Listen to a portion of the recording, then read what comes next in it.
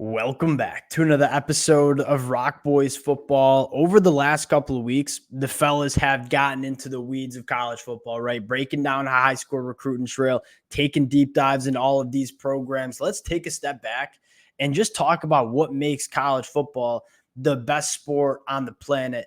And that's the game day environments, right? EA College Football releasing their top 10 toughest places to play heading into 2024. Now, I'm not going to say this list is bad, but I certainly have some problems with this list as well. Want to get into some of the problems that we have, but I think more importantly, I would just love to hear some stories from you guys and some of your takes in the comment section. Everybody's going to have just a little bit of a different take on these lists due to personal experience.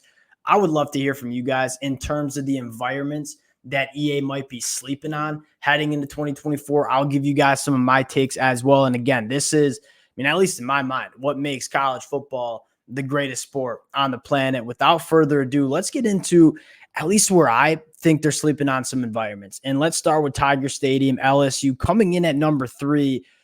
Is there a single college football fan across the country that wouldn't want to go to an LSU game at night? I think that the college football landscape might be just in agreement that LSU at night is probably the best environment that you see in all of college football. I think LSU fans certainly agree with that, but the Alabama fans that have been to Baton Rouge, I think the Georgia fans that have been to LSU during a night game, that one is really hard to argue against in terms of just being the toughest places to play and really just the best environment in all of college football. LSU at night, that would probably be my number one take. Now, number 2, and this is kind of a personal experience from mine. I think a lot of my Big Ten fans could probably back me up here. Beaver Stadium, the whiteout. I have been to that game twice. That is about as loud. That is the loudest I've been in a stadium. Now, I've been to Ohio State. I've been to Michigan, been to Nebraska. You talk about Beaver Stadium, whiteout, night game. I was there for the game where my Michigan Wolverines played Penn State, lined up for the first play of the game. Mo Bamba blasting on the loudspeaker. Michigan took a delay of game right off the bat. This place, whiteout, Beaver Stadium, I don't think it gets any better. Now, you take a look at some of the other programs or places that we have in the top 10. Kyle Field, that's a really hard place to argue. It gets extremely loud in Kyle Field, especially when Texas A&M's at the height of their powers. And you take a look at one of the best environments we might see, period, in all of college football in 2024. Mike Elko opening day, hosting Notre Dame at night, Kyle Field Stadium. That's going to be one of the more special environments that we see in all of college football. Bryant-Denny Stadium, hard to argue it not being in the top 5, maybe number 2, a little high for me because, again, LSU, I'd probably take over it, but Alabama, phenomenal environment. Ohio Stadium coming in at number 4, I can see it being in the top 5. Again, I personally, from my personal experience, would put Penn State, Beaver Stadium over Ohio State. Sanford Stadium, for Georgia, it certainly helps that they've just had the best college football team over the last couple of years. So toughest place to play. Yeah, it's hard to play Georgia wherever you're playing Georgia, especially in Sanford Stadium. Going to number 7, Camp Randall Stadium, Wisconsin, kind of a hidden gem to a lot of college football fans. Maybe some of the SEC fans not too familiar with Camp Randall Stadium, the jump around. Now, that's one of the more fun environments that you could go. You talk about bucket list, LSU's on there, Camp Randall Stadium, that's certainly on there as well. Kind of a sneaky one that I'm not necessarily disagreeing with, coming in at number 7. Going to Oklahoma, obviously, that is a very, very good environment, especially when Oklahoma is kind of at the height of their powers.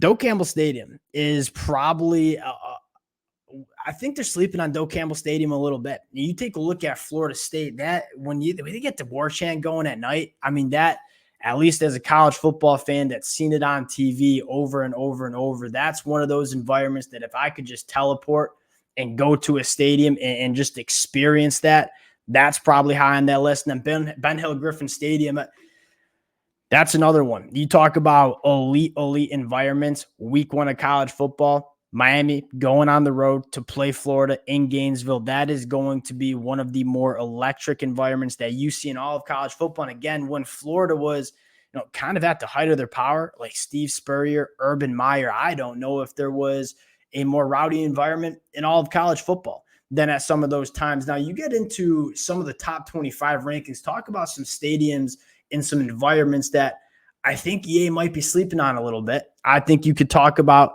Neyland Stadium at Tennessee, Jordan Hare Stadium at Auburn, Williams-Brice Stadium at South Carolina, but one that wasn't even in the top 15 that I certainly would disagree with, Rice-Eccles Stadium at Utah. I mean, you look at Utah, you talk about the definition of toughest places to play. Utah has lost one game in the last 3 years at home. That was in 2023 against Oregon, where they kind of got the doors blown off them, so to speak, but didn't have their starting quarterback in Cam Rising. Obviously, Oregon was a very good program. Man, Utah, I think the proof's in the pudding. I mean, this team has not only been very, very good in the Pac-12 the last couple of years, but at home with the altitude, that wild environment, that certainly is one of those stadiums that, again, the proof's in the pudding. They only lost one game the last 3 years at home in Utah. That's certainly one. Autzen Stadium for the Oregon Ducks. That's probably one that they're sleeping on. And then you scroll down the list and talk about some stadiums that are just kind of some gems that I don't know if I'd put in the top 10, but I certainly would want. It's on my bucket list, so to speak, as a college football fan. Lane Stadium, Virginia Tech. You talk about that walkout for Virginia Tech. That is one of the most electric moments in all of college football. And I think that's kind of an interesting conversation certain moments of these environments are just kind of different, right? The jump around in Camp Randall Stadium, the walkout with Lane Stadium at Virginia Tech, those kind of just feel a little bit different. Clemson running down the hill. There are certain, moments at these environments that really do make them special. Now, a couple of programs that I kind of are sleeping, I think EA Sports is sleeping on a little bit, not even in their top 25. Talk about the Washington Huskies. And the Washington Huskies, they've been very good at home. It gets extremely loud in that stadium. And you talk about just cool environments, tailgating on the water before the game. That's certainly going to be one of them. Nebraska, Lincoln, that's another one that you go to a night game in Nebraska. That is a phenomenal environment. Some of the best fans that you see in the country. And then another sneaky one that I had on my list, App State. I've never been there, but I've seen the pictures. I mean, it's not necessarily the biggest stadium like the Big House, but everybody's so up close right next to the field. It gets extremely loud for those players. We've seen App State clip a few teams in App State. That's another really, really exciting environment to play in. The Big House in Michigan, that's historic. I don't know if, even as a Michigan fan, I don't know if I'd put it in the top 10 hardest places to play because of how it's shaped. It doesn't necessarily get that loud, but you talk about just kind of historical atmospheres. That's certainly one. I think those are the ones that I kind of wanted to highlight. Again, I'm going to lean on you guys. I've been to a handful of college football environments. I'm sure there are many people out there been to a ton more environments than me. I would love to hear from you guys in the comment section, kind of highlighting some of your favorite environments that you've been to as a college football fan, especially if you are a visiting fan going into hostile territory. That's personally what I like the most. It's fun to go to the Big House for me. Man, I love going to Ohio Stadium. I love going to Beaver Stadium. Would love to hear from you guys in the comment section. Again, appreciate you guys rocking with the fellas. If y'all do enjoy the content, consider subscribing to the channel. We'll talk to y'all later. Peace.